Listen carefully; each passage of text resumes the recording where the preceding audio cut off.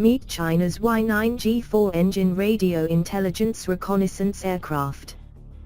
The circular antenna arrays on both sides of the middle section of aircraft can passively intercept or actively counter circular polarized electromagnetic waves, targeting satellite communication systems, GPS and UAV defense system.